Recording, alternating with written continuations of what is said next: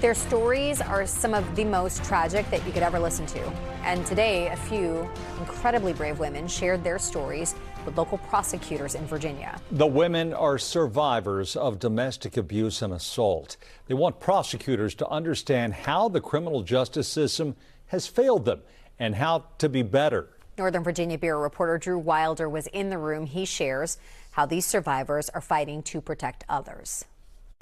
I don't think in my situation justice happened because, yes, he was incarcerated after the fact. Their stories are heartbreaking and incredibly personal, but tragically, they're all too common.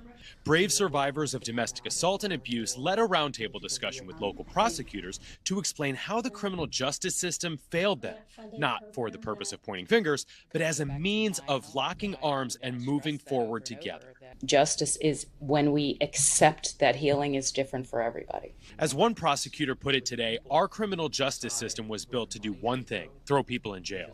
Fatima Mawahid, a survivor herself, says our society should focus more on rehabilitating offenders and supporting survivors. Do you think our society is moving in the right direction when it comes to criminal justice, when it comes to criminal justice reform, when it comes to listening and hearing survivors? I think Virginia is not as progressive as other states. There's a lot of different states, even red states that are a little bit more progressive than Virginia.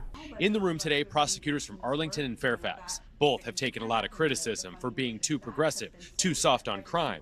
Fairfax County Commonwealth's attorney Steve Descano says there are many factors in weighing how to prosecute an alleged offender. The community has a voice in that, the victim has a voice in that, listening to police, and also listening to even the individual who offended. Because at the end of the day, as was brought up here, that individual is going to come back into our community. 95% of Virginia's inmates will one day reintegrate. These survivors say more should be done to support them and the survivors. One challenge, though, reduced federal funding. We heard from a survivor in the room today that said, I think if those funds are cut, we'll see more women staying in abusive relationships because there is nowhere else to turn and there's not the kind of support one needs to leave a dangerous relationship. Christine Soto DeBerry is the executive director of the Prosecutors Alliance, a group that helped organize this roundtable. She says states are trying to make up the funding gap, but eventually more pressure will need to be placed on elected leaders. Reporting in Northern Virginia, Drew Wilder, News 4.